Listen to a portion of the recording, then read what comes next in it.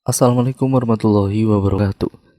Jumpa lagi bersama saya Adi di channel Ngulik Sejarah. Dan pada video kali ini saya akan kembali lagi membacakan suatu kisah misteri. Kali ini berjudul masih tetap sama ya teman-teman, yaitu Ritual Tumbal Tali Perawan.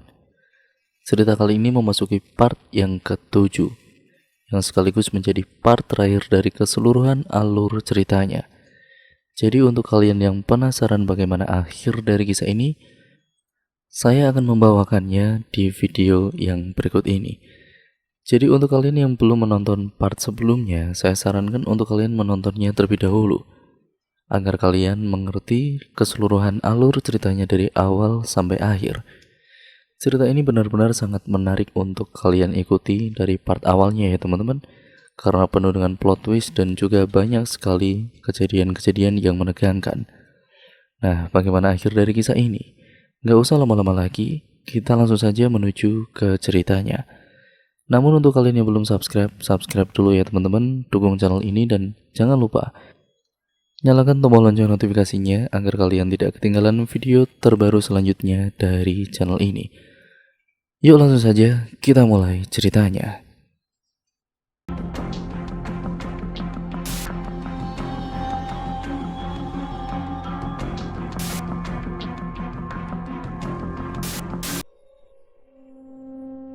Hingga tiba-tiba saja dia berlari menerjang. Mereka semuanya kaget. Bahkan Pak Prianto sampai teriak karena tidak menyangka Siti bisa berlari secepat itu. "Apa itu, Rif?"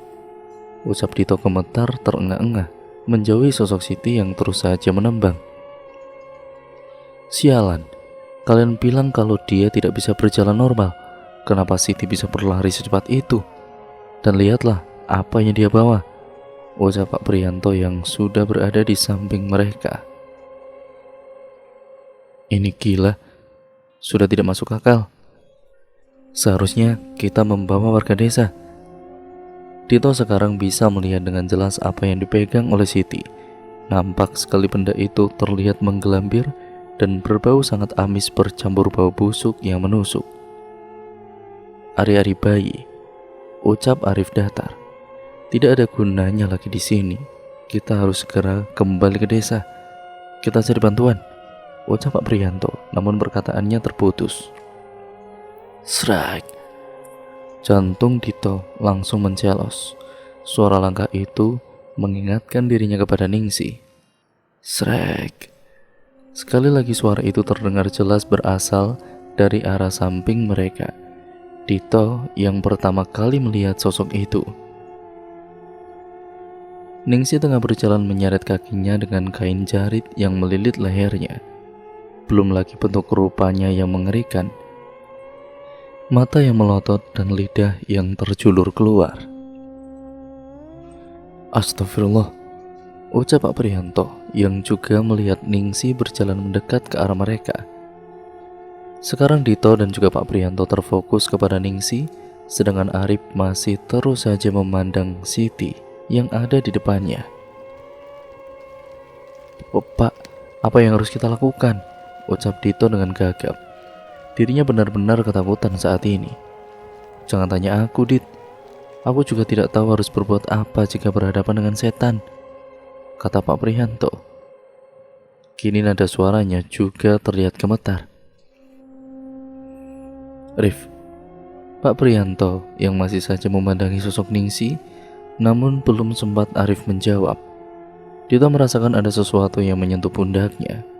Tidak mungkin itu tangan dari Pak Prianto maupun Arif. Terlonjak Dito langsung menengok ke belakang. "Dit, tolongin bapak, Dit." "Astagfirullah," teriak Dito dengan kencang yang langsung berlari menuju ke arah hutan. Sedangkan dalam waktu yang bersamaan Siti juga berlari menerjang Arif. "Dit!" teriak Arif yang menyadari kalau Dito berlari meninggalkan mereka. "Wah, dasar goblok!" umpat Arif keras yang masih mencoba untuk melepaskan cengkraman tangan Siti. Berkali-kali kedua laki-laki itu berusaha melepaskan Siti dari atas tubuh Arif. Tapi seolah tenaga yang dimiliki Siti benar-benar kuat sekali. "Pak De, kejar Dito sekarang. Jangan sampai dia sendirian, ucap Arif terengah-engah. Tapi Rif, tanya Pak Prianto ragu. Dia tidak bisa meninggalkan keponakannya di sini sendirian saat diserang oleh orang gila seperti Siti. Cepat Pak, bentak Arif. Mau tidak mau Pak Prianto bergegas berdiri dan berlari menyusul Dito. Dito terengah-engah, dia benar-benar ketakutan. Jantungnya serasa mau lepas. Sosok Pak Dirman benar-benar mengerikan. Sial, di mana ini? Ucap Dito yang baru menyadari kalau dia berlari terlalu jauh dari Arif dan Pak Prianto. Srek. Dito langsung menoleh. Jelas sekali ada sesuatu yang sedang berjalan di belakangnya. Sial, ucap Dito merutuki kebodohannya. Tidak mau berlama-lama di tempatnya berdiri, Dito mencoba kembali melangkah. Tidak ada penerangan. Dia terus saja mencoba menyimpangkan semak-semak yang ada di depannya. Adit. Sayup-sayup Dito mendengar seseorang yang sedang meneriaki namanya. Sedikit merasa lega. Baru saja dia ingin membalas suara itu. Tiba-tiba saja ada sesuatu yang menghantam keras tengkuk Dito. Dan semuanya menjadi begitu gelap. Dito berbaring dengan mata masih terpejam. Kepalanya terasa begitu berat. Ada perasaan yang mengalir ke dalam batinnya yang membuatnya tidak nyaman. Dito mencoba mengingat-ingat kenapa perasaan menyesakan ini masih terus hadir di dalam batinnya. Ingin rasanya dia terbaring di atas tempat ini, di atas kasur yang begitu empuk dan nyaman, melupakan semua permasalahan yang tengah dihadapinya. Lambat laun Dito ingat kalau semalam dia tengah berlari ke arah hutan yang ada sesuatu yang memukul bagian belakang kepalanya. Mengerjapkan mata berkali-kali, Dito mencoba untuk membuka matanya yang masih begitu berat itu. Kini Dito tahu kalau dia sudah berbaring di atas kasur di dalam kamar bekas ayahnya. Sudah bangun, Dit, ucap suara yang sangat Dito kenali dan rindukan. Ibu, ujar Dito parau dan masih saja memandang Sinta dengan tatapan keheranan. Kok ibu ada di sini? Tanya Dito. Iya, semalam nenek menghubungi ayahmu. Jadi kami langsung berangkat ke sini. Gimana kondisi kamu, Dit? Jawab Sinta datar dengan tatapan yang tajam ke arah Dito. Ini baru pertama kalinya dia melihat ibunya menatapnya seperti itu. Dito, nggak apa-apa Bu. Bagaimana Dito bisa sampai di sini? Seingat Dito, semalam Dito pingsan di tengah hutan. Kata Dito mencari penjelasan, mengabaikan keheranannya. Untungnya Pak Kades menemukanmu dan langsung membawamu ke sini. Sudah, sekarang kamu istirahat dulu, kata Sinta dan langsung beranjak keluar kamar. Dito masih ingin mendengar penjelasan dari ibunya, tapi kepalanya begitu pusing. Sesekali dia meraba bagian belakang lehernya yang masih terasa kaku. Tidak kuat untuk bangun, Dito kembali merebahkan tubuhnya dan menutup mata. Pulang, Dit. Seketika Dito membuka mata, celingukan mencari sumber suara yang baru saja dia dengar. Arif? Batin Dito. Ya, jelas sekali itu adalah suara milik Arif. Tapi sekarang di kamarnya tidak ada siapapun. Pelan Dito mencoba beranjak dari tempat tidurnya, penasaran dengan suara-suara yang muncul dari arah luaran sana. Saat membuka pintu kamar, Dito tercengang. Seluruh anggota keluarganya sudah duduk di ruang keluarga rumah Nek Harjo. Semua nampak tersenyum saat melihat Dito. Bang Dito, udah sembuh? Tanya Nisa yang langsung berdiri menghampiri Dito. Iya sudah, Nis. Nisa, kok sudah sampai sini? Kangen sama abang ya? Tanya Dito kemas sambil mengusap-ngusap kepala Nisa. Dit, duduk sini. Melihat ke arah sumber suara, Dito tidak berani menolak. Jika ayahnya sudah meminta sesuatu, berarti itu adalah perintah yang mutlak dan harus dikerjakan. Iya ya, jawab Dito yang langsung berjalan menuju sofa ruang keluarga. Kenapa kamu tidak cerita sama ayah atau ibu? Tanya Gunawan lembut. Dito heran sejak kapan Gunawan ayahnya mengeluarkan nada suara lembut seperti itu. Dito tidak mau membuat kalian kepikiran, jawab Dito terbata-bata. Sebenarnya Dito merasa bahagia karena bisa berkumpul dengan keluarganya di rumah Nyai Harjo. Akan tetapi, entah kenapa pikiran Dito justru melayang ke arah Arif dan Pak Priyanto. Terlebih saat ini, ada sesuatu yang membuat Dito heran dengan perilaku kedua orang tuanya. Kenapa Dit? Kok melamun? Ucap Gunawan yang sedang memperhatikan Dito. Arif dan Pak Priyanto gimana Pak? Semalam Dito pergi bersama mereka ke hutan. Mereka baik-baik aja kan? Tanya Dito. Seketika raut wajah mereka berubah, yang awalnya tersenyum bahagia, tiba-tiba saja menjadi murung. Pak? Tanya Dito sekali lagi. Dito mengedarkan pandangannya. Ada kejadian apa saat Dito pingsan tadi? Tanya Dito ke siapapun yang ada di sana. Arif ditemukan meninggal, ucap Pak D. Marwanto. Dito terdiam, memandang Pak D-nya dengan tatapan kebingungan. Pak D jangan bercanda. Semalam Dito lihat dia masih sehat kok, kata Dito yang masih tidak percaya dengan ucapan Pak D-nya. Kamu yang sabar Yudit. Memang mungkin ini sudah takdirnya. Semalam setelah Pak Kades membawamu ke rumah, dia meminta bantuan warga untuk pergi ke dalam hutan. Saat mereka tiba di depan gubuk, Arif sudah ditemukan meninggal dengan luka sayatan di tubuhnya. Jelas Nyai Harjo. Seketika perasaan Dito menghilang. Ada sesuatu yang jatuh turun ke dasar perutnya. Tidak mungkin Arif meninggal. Batin Dito masih tidak percaya. Kalian jangan bercanda. Arif tidak mungkin meninggal. Dia orang yang tangguh, kata Dito dengan suara panik. Namun semua wajah di sekitarnya tidak menunjukkan kalau mereka sedang bercanda. Setelah ini kamu ikut Pak D, ucap Pak D. Marwanto. Kemana Pak D? Tanya Dito yang masih memiliki kecurigaan pada Pak D-nya. Ingatan bagaimana saat laki-laki ini sedang melakukan ritual masih membekas jelas di ingatan Dito. Sudah, ayo ikut, ajak Pak D-nya yang langsung saja berdiri dan menarik tangan Dito. Dia memandangi sekitar, tidak ada yang mencoba mencegah. Bahkan Sinta malah menampilkan senyum simpul di bibirnya. Tidak bisa menolak, Dito mengikuti apa yang ingin ditunjukkan oleh Pak D. Marwanto. Mereka kini berjalan menyusuri jalanan desa. Sungguh aneh, Dito tidak melihat seorang pun. Padahal waktu masih menunjukkan sore hari. Hanya saja memang langit terlihat mendung. Mereka terus-menerus berjalan. Entah kenapa Dito merasakan perjalanan yang begitu jauh. Hingga dia sampai di sebuah tikungan. Dada Dito bergetar saat melihat ada bendera berwarna putih yang diikatkan pada sebatang bambu. Kini Dito sudah berdiri tidak jauh dari sebuah rumah. Dito berhenti dan terus memastikan bahwa apa yang dia lihat saat ini hanyalah sebuah halusinasi. Ayo, ajak Pak D. Marwanto saat melihat Dito yang justru berdiri mematung.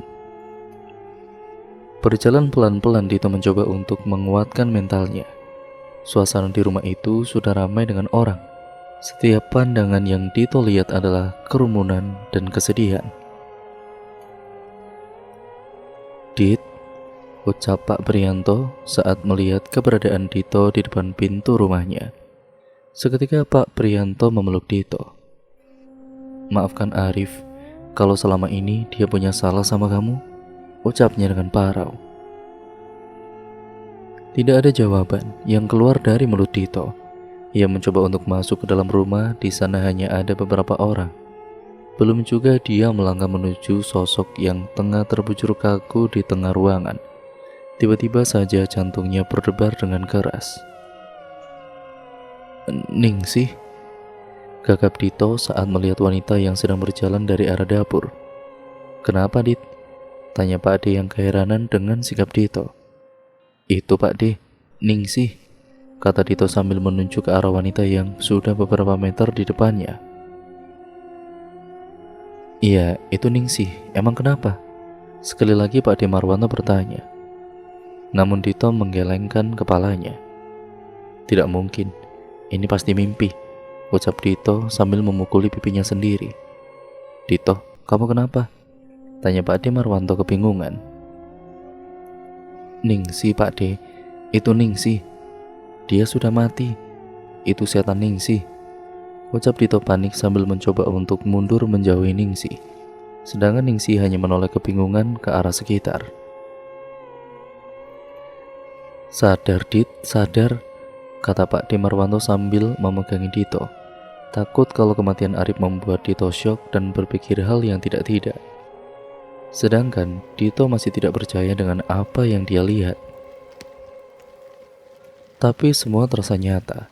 Bahkan saat dia menepukkan tangan ke pipinya juga terasa perih. Yang berarti memang semua ini bukanlah mimpi. Mas Dito kenapa? Sebentar, saya ambilkan minum dulu, ucap Ningsih yang kembali beranjak menuju ke arah dapur. Mendengar itu, Dito langsung menolehkan kepalanya ke arah Pak De Marwanto. Ada apa ini sebenarnya Pak De? Tanya Dito kebingungan. Apanya? Yang ada apa Dit? Pak De tidak paham dengan ucapanmu, kata Pak De yang juga masih kebingungan. Pak De lihat sendiri kan, kalau beberapa waktu lalu Ningsih sudah meninggal. Dia gantung diri di kasur dapur rumahnya, tanya Dito dengan nafas memburu.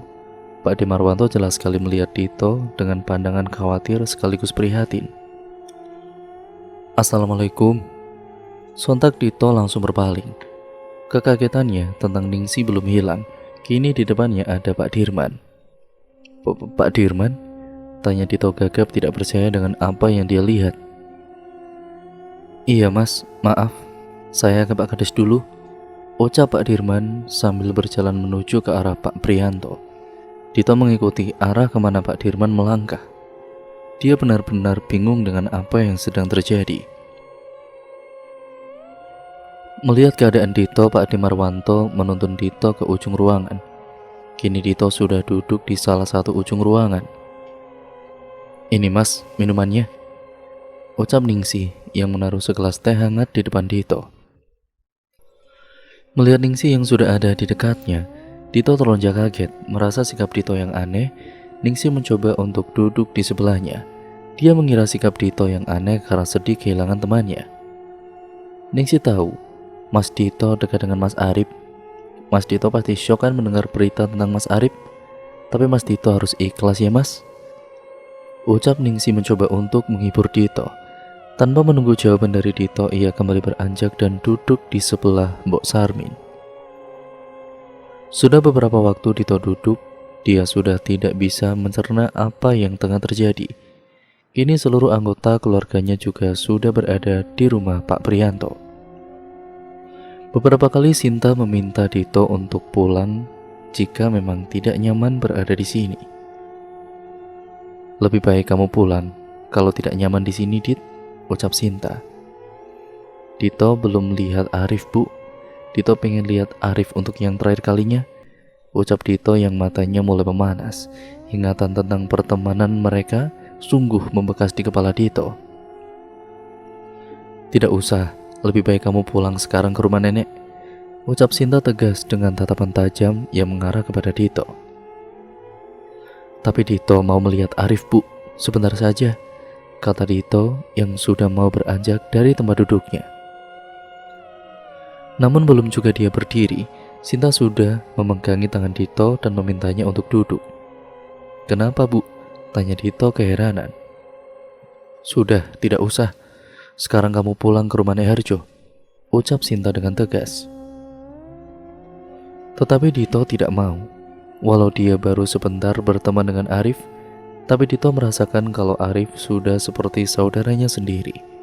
Kini semua pasang mata melihat ke arah Dito. Tatapan mereka sungguh tidak bisa dibayangkan. Semuanya melotot, bahkan Pak Dirman hampir terlihat marah. Pulang, pulang, pulang. Serempak mereka semua mengatakan hal yang sama.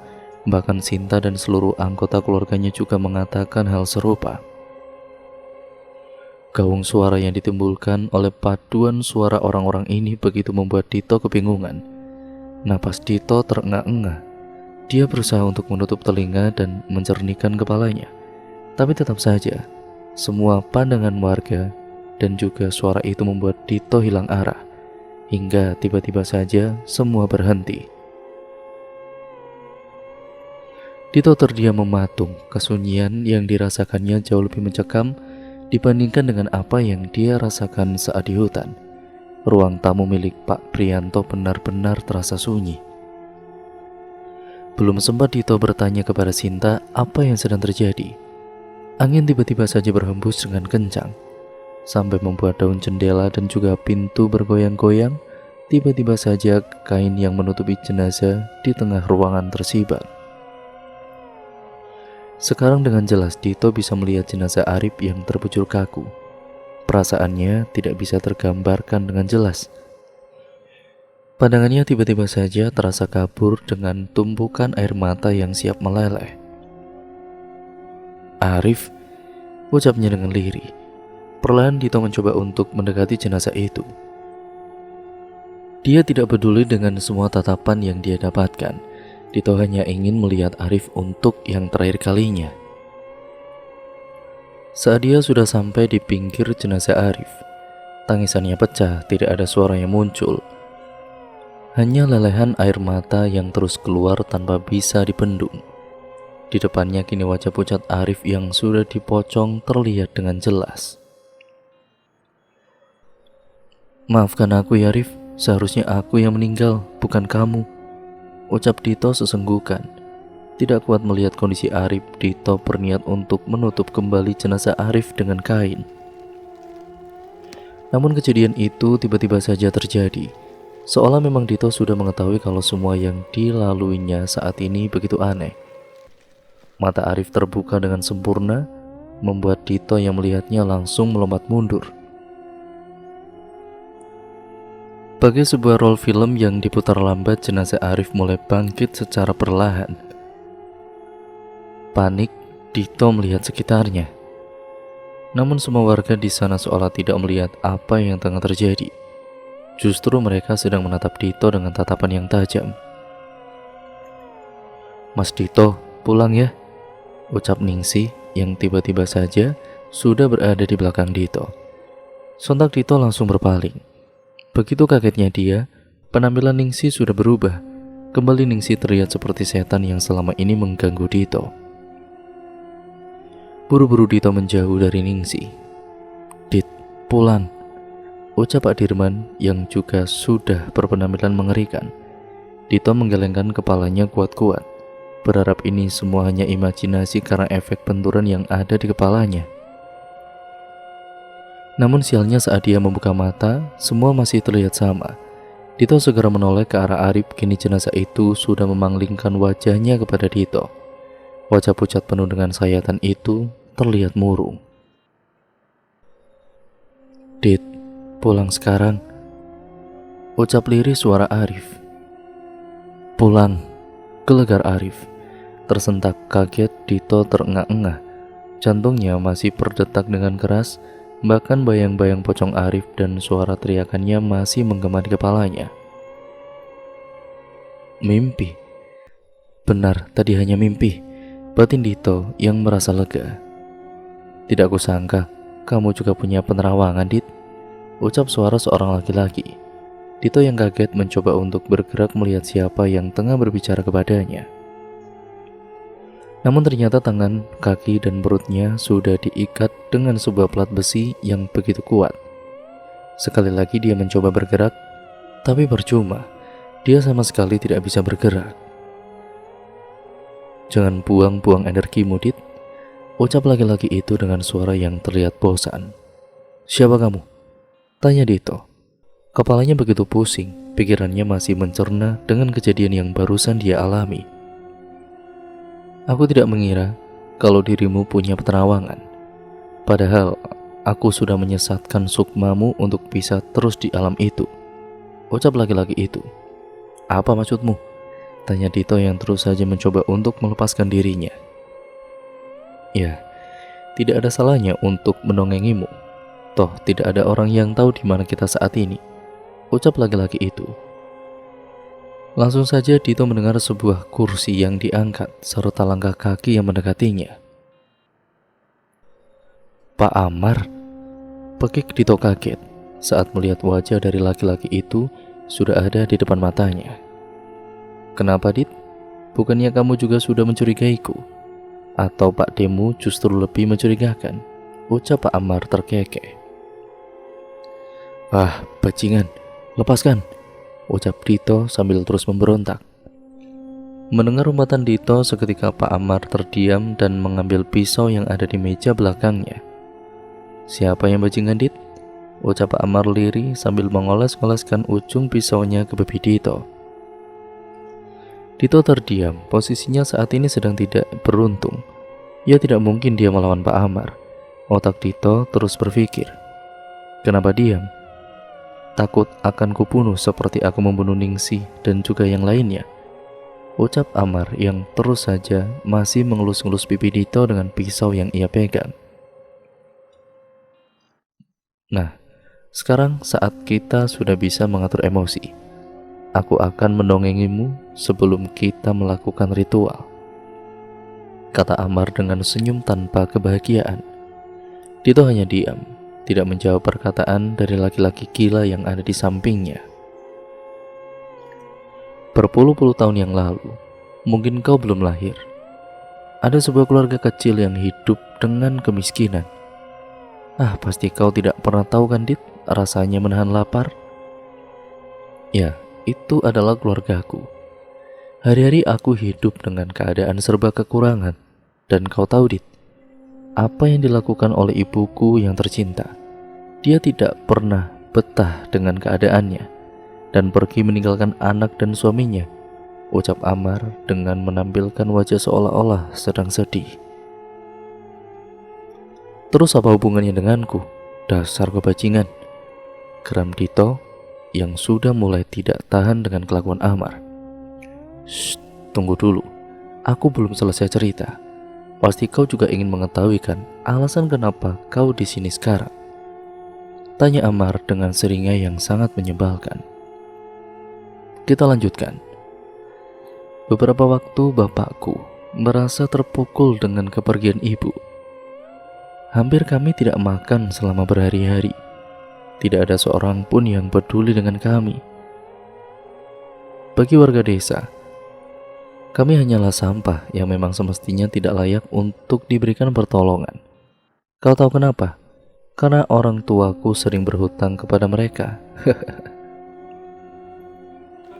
Aku masih ingat sore itu, bapak pulang dengan kondisi raut wajah yang benar-benar sedih dan marah.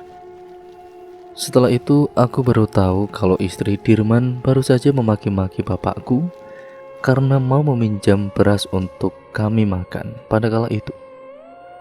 Maka mulai malam itu bapak pergi ke hutan. Jelas Amar ada sedikit jeda. Dito melihat Amar menghela nafas dan matanya terlihat menerawang, seolah dia sedang mengingat kejadian yang benar-benar menyakitkan untuk diulang kembali. Singkatnya, bapak pulang dengan sesuatu yang berbeda. Dia mulai melakukan ritual tumbal tali perawan.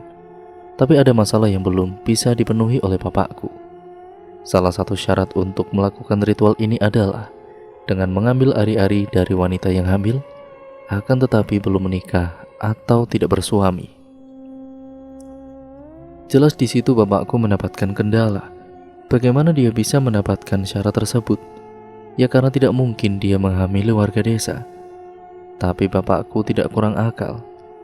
Maka bapak membuat suatu ritual pemindahan janin, ucap Amar.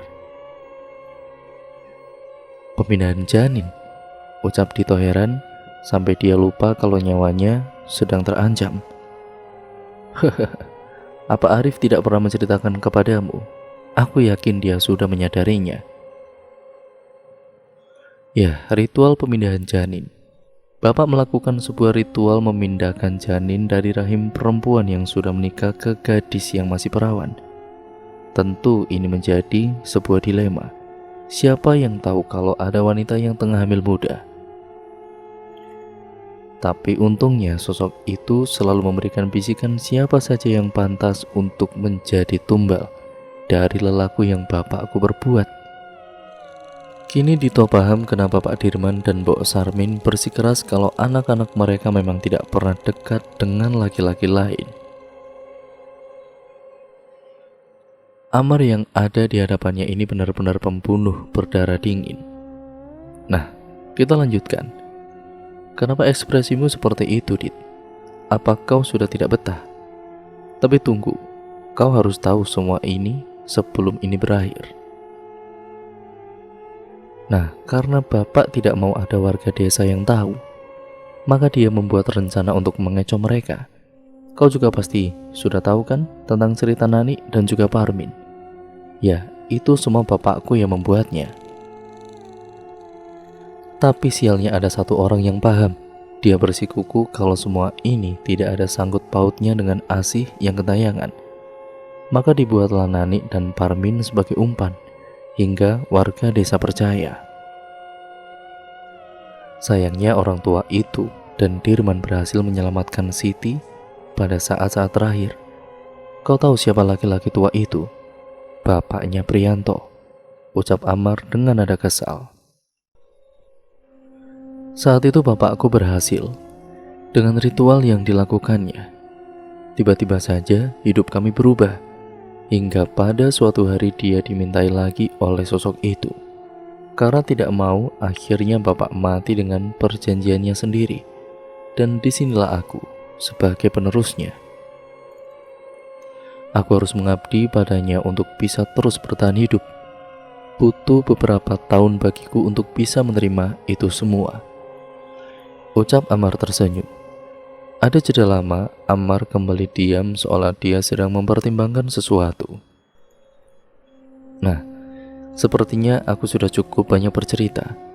Bagaimana kalau kita mulai ritualnya, Dit? Tanya Amar. Seketika Dito panik. Dia mulai menggerak-gerakkan badannya lagi. Namun percuma, ikatan yang ada di tangan dan kakinya begitu kuat. Amar mulai bangkit dan menyumpal mulut Dito dengan kain. Lebih baik kau diam saja, karena aku harus berkonsentrasi untuk memanggilnya, ucap Amar yang sudah berjalan ke sisi ruangan dan mulai menghidupkan lampu petromax. Sekarang Dito bisa melihat dengan jelas. Ruangan itu tidak besar, hanya sebuah ruangan kecil dengan satu jendela. Di sekitarnya Dito melihat ada beberapa benda yang membuatnya bergidik ngeri. Jajaran toples berwarna merah gelap, ayam cemani, serta ada kepala kerbau yang sudah dikuliti. Amar mulai menghidupkan dupa dan mempersiapkan sesajen. Ayam cemani dan kepala kerbau dia ambil dan diletakkan di antara tampah yang berisi kembang setaman. Dito makin panik. Dia tidak tahu bagaimana lagi caranya untuk kabur. Sudah siap, Dit? Tolong sampaikan permintaan maafku untuk Ningsih dan juga lainnya, ucap Amar dengan nada memelas. Dito semakin jengkel. Dia benar-benar merasa jijik dengan laki-laki yang ada di hadapannya. Amar kembali berjalan mendekati Dito. Kini dia berdiri di tengah-tengah tubuh Dito. Entah apa yang sedang dilakukannya, Dito tidak bisa melihatnya.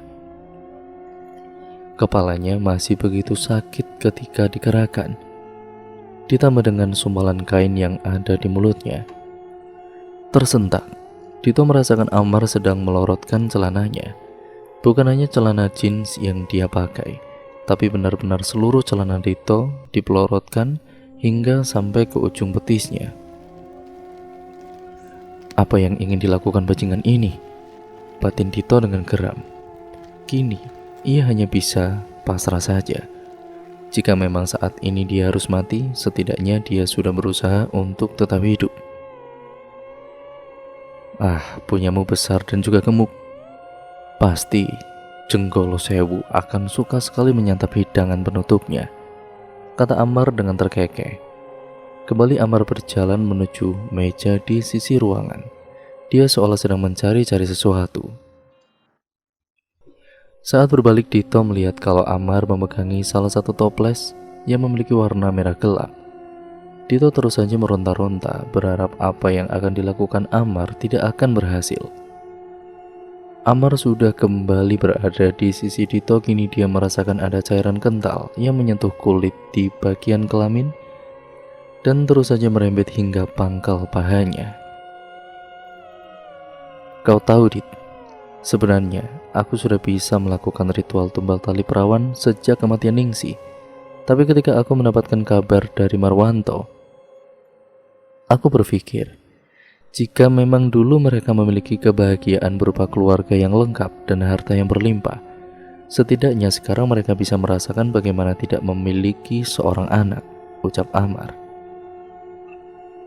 Apa maksudmu? Apa hubungannya dengan keluarga kami?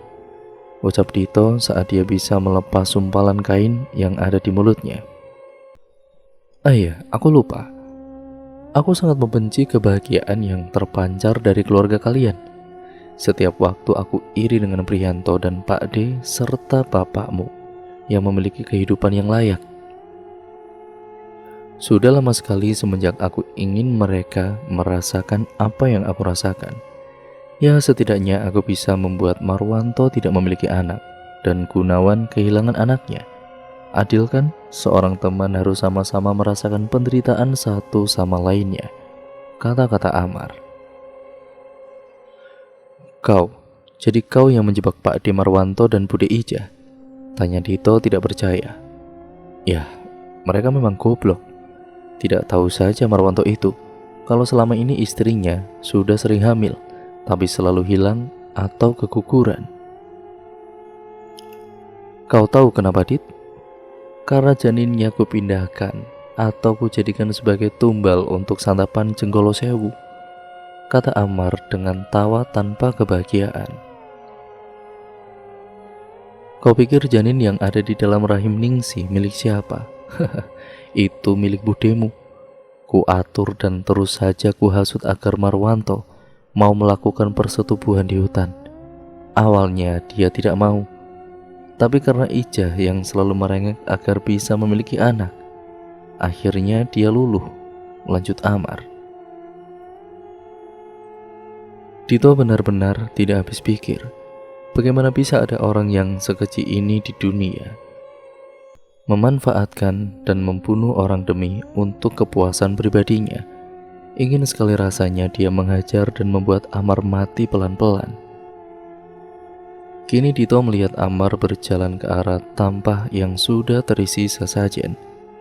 Sesaat dia melepaskan semua pakaiannya dan membelitkan kain di sekitar pinggangnya.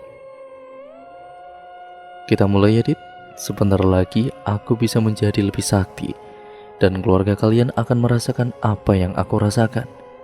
Urusan Prihanto nanti setelah ini, istri dan anaknya juga akan menjadi targetku, ucap Amar tersenyum mengerikan. Ah, bajingan kau, umpat Dito yang benar-benar sudah muak dengan apa yang dilakukan oleh Amar. Amar mulai duduk bersila. Aroma kemenyan dan juga dupa mulai menyeruak di hidung Dito. Kepanikan benar-benar sudah menjalari seluruh tubuh Dito. Kini Dito melihat Amar mulai menyembelih ayam cemani yang ada di depannya. Betapa mualnya Dito saat dia melihat Amar menuangkan darah ayam cemani hitam itu ke tenggorokannya sendiri dan menuangkan sebagian ke kepala kerbau yang sudah dikuliti. Napas Dito memburu, dia terus saja bergerak mencoba mengendurkan kaitan plat besi yang mengikat tangan dan kakinya. Tiba-tiba saja Dito merasakan panas di alat kelaminnya dan area yang terkena dengan darah yang dituangkan oleh Amar. Brak! Angin tiba-tiba saja berhembus dengan kencang. Bahkan daun jendela yang tertutup rapat kini mulai tersibak dan bergoyang-goyang dengan cepat. Sekujur tubuh Dito meremang dengan hebat. Inilah akhir riwayat dari hidupnya. Tidak pernah Dito membayangkan akan dijadikan mangsa seperti ini. Sekali lagi Dito melihat ke arah Amar, tapi ternyata pilihannya salah. Betapa mualnya Dito. Dia benar-benar tidak menyangka Amar orang yang dikira dia berteman baik dengan Pak D dan Pak Priyanto begitu busuk dan juga memuakan. Kini Amar sedang membuka salah satu toples dan mengambil sesuatu yang merah dan kembali berjalan ke arah Dito.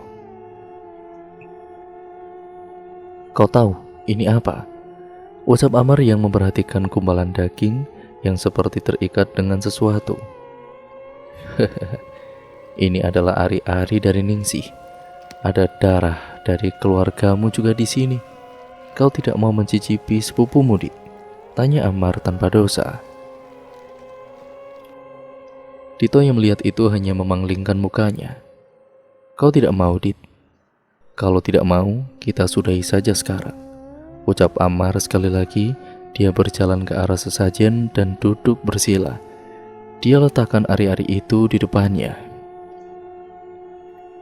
Kembali suasana menjadi mencekam, ditambah angin dingin berhembus dengan kencang. Seketika pintu terbuka dengan keras, baik Dito maupun Amar sontak langsung menolehkan kepalanya. Siti tengah berdiri dengan tatapan kosong dan terus saja menembang lagu Jawa. "Kau sudah membereskan bocah itu, Siti?" ucap Amar menyeringai. Tidak ada jawaban dari Siti, dia hanya diam dan mengangguk. "Bagus, sekarang sudah tidak ada penghalang lagi. Arif temanmu sudah menyusul Ningsih dan Pak Dirman.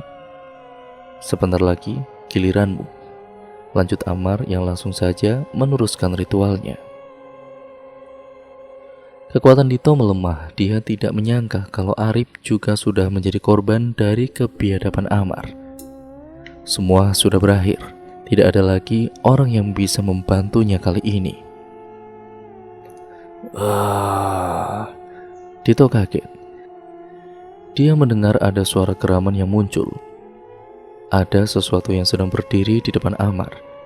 Di saat bersamaan alat kelamin Dito yang terkena darah makin terasa panas. Sial," umpat Dito ketakutan.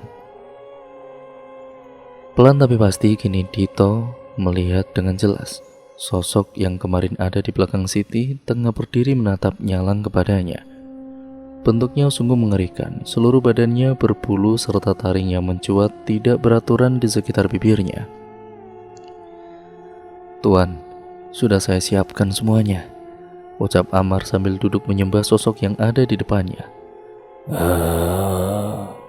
Geram sosok tersebut dan langsung berjalan menuju ke arah Dito. Dito sudah benar-benar pasrah sekarang. Sosok itu sudah tepat berdiri di samping Dito. Kulit di selangkangannya semakin terasa panas. Lelehan air mata juga sudah tidak bisa dia bendung lagi. Dan yang lebih mengerikannya lagi, sosok yang bernama Jenggolo Sewu mulai memainkan tangannya di kelamin Dito. Terasa sekali rasa ngilu yang muncul. Padahal Jenggolo Sewu hanya sekedar menyentuhnya. Hingga tiba-tiba saja Jenggolo Sewu menarik tangannya dan menggeram.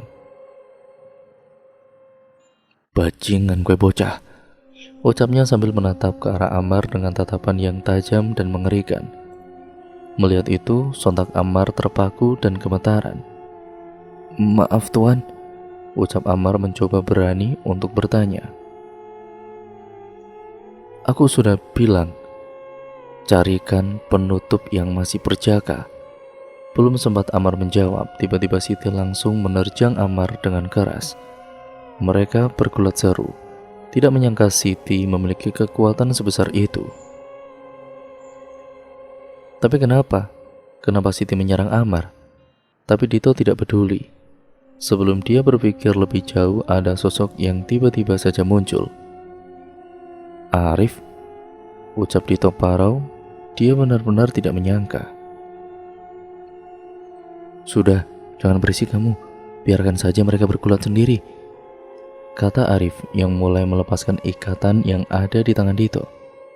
"Tapi bagaimana, Arif?" tanya Dito. Arif tidak menjawab. Dia terus saja mencoba melepaskan Dito. Setelah semua terlepas, buru-buru Dito memakai celananya kembali. Kini sosok berbulu itu hanya melihat dan menggeram memperhatikan mereka. Bergidik ngeri, Dito merapatkan tubuhnya ke arah Arif. "Aku sudah menduga. Pelakunya adalah kau, ucap Arif. Mendengar ada suara lain, Amar seketika menendang Siti dengan kuat dan langsung bangkit berdiri. Kau, bagaimana bisa? Kata Amar kaget melihat keberadaan Arif. Arif tersenyum menyeringai. Jangan meremehkanku. Kalau hanya sebatas demit kelas teri seperti dia, aku masih bisa menghadapi, ucap Arif yang justru malah tertawa dan menunjuk ke arah Jenggolo Sewu. Sombong kau dasar bocah, ucap Amar geram.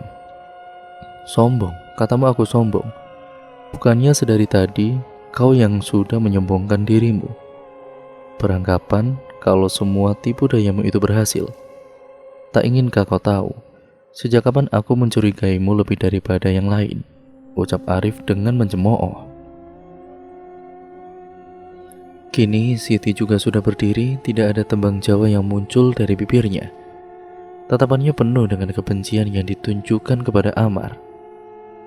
Sebentar lagi selesai. Seperti apa yang kau inginkan, Mar? Ucap Siti. Amar yang mendengar itu terkejut. Sejak kapan Siti bisa berbicara normal seperti itu? Apa semua pengaruh Jenggolo Sewu sudah hilang? Batin Amar yang langsung saja menatap Jenggolo Sewu yang masih saja terus menggeram. Percuma kau memerintahnya, tuannya sudah berubah, ucap Arif yang seolah tahu apa yang sedang dipikirkan oleh Amar.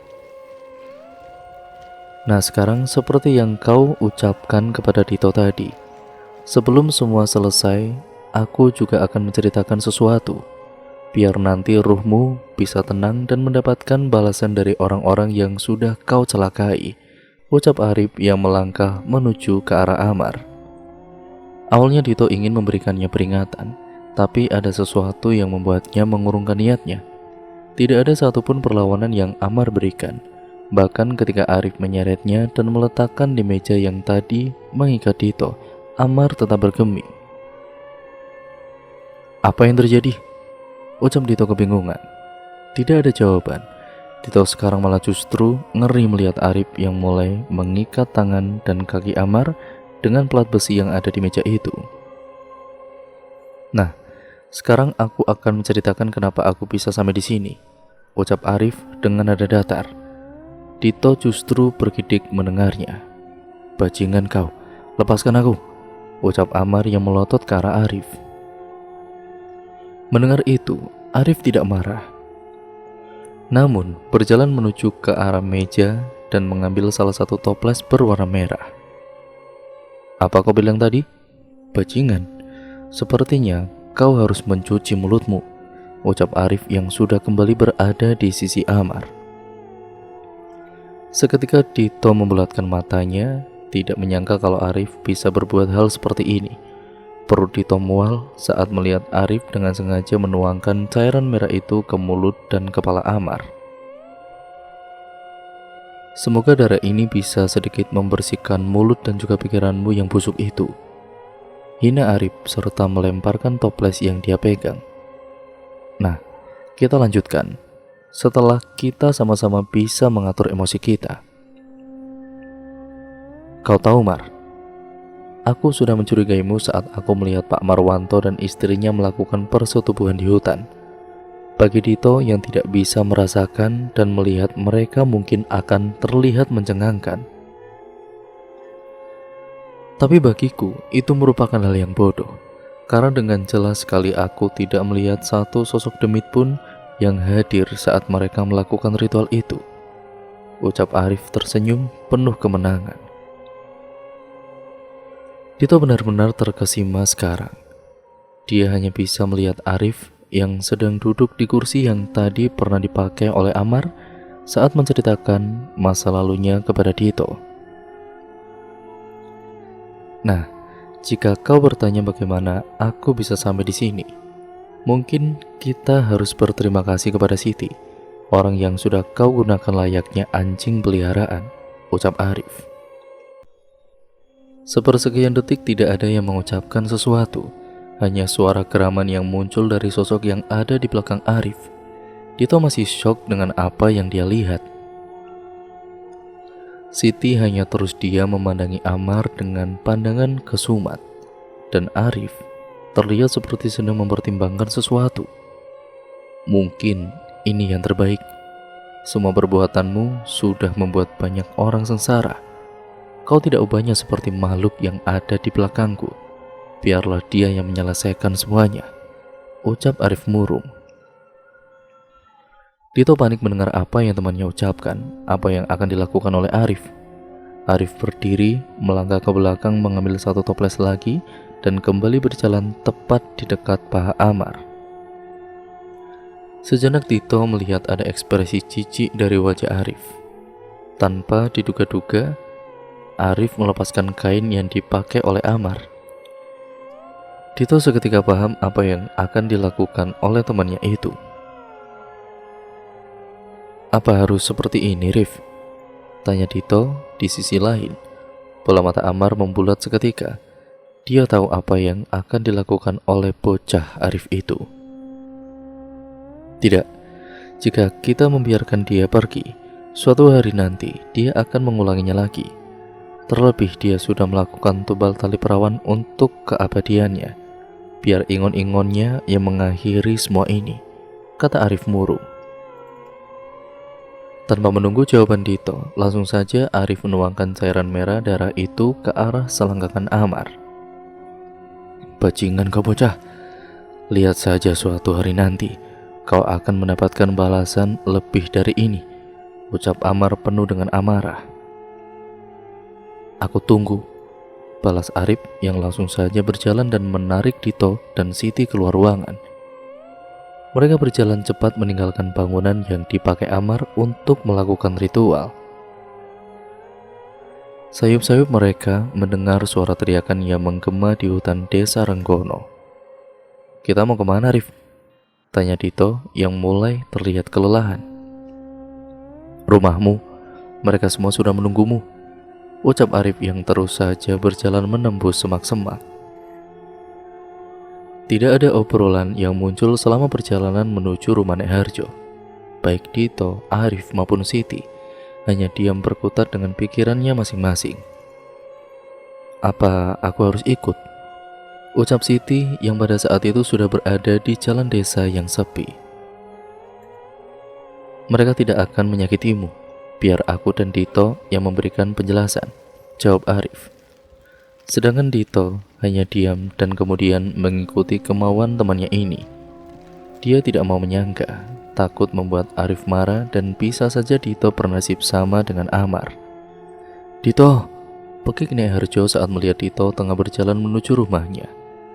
Dito, kamu gak apa-apa kan? Kata Nek Harjo yang tiba-tiba saja terisak.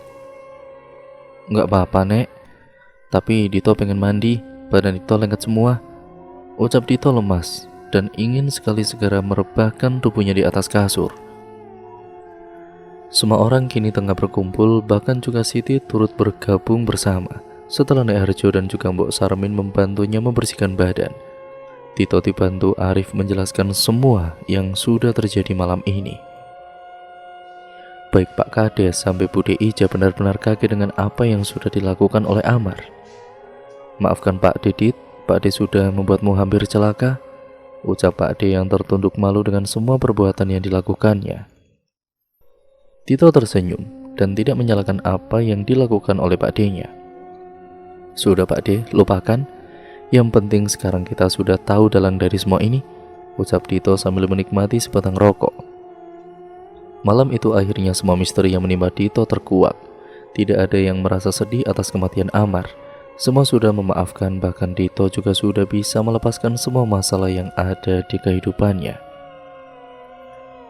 Dan cerita pun akhirnya selesai sampai di sini ya teman-teman. Terima kasih untuk kalian semua yang sudah menyimak video kali ini dan cerita kali ini. Mohon maaf yang sebesar-besarnya apabila ada banyak salah kata maupun narasi saya mungkin kurang jelas ya teman-teman dalam membacakan narasi video kali ini. Jangan lupa like, komen, dan share ya teman-teman yang banyak. Dan jangan lupa pula untuk subscribe dan nyalakan tombol lonceng notifikasinya agar kalian tidak ketinggalan video terbaru selanjutnya dari channel ini. Banyak sekali pembelajaran yang dapat kita ambil dari cerita kali ini ya teman-teman. Pokoknya jangan lupa kalian tonton dari part awalnya dulu agar kalian mengerti keseluruhan alur ceritanya dari awal sampai akhir ini. Sekian, terima kasih ya teman-teman. Video ini saya akhiri, kurang lebihnya mohon maaf. Wassalamualaikum warahmatullahi wabarakatuh.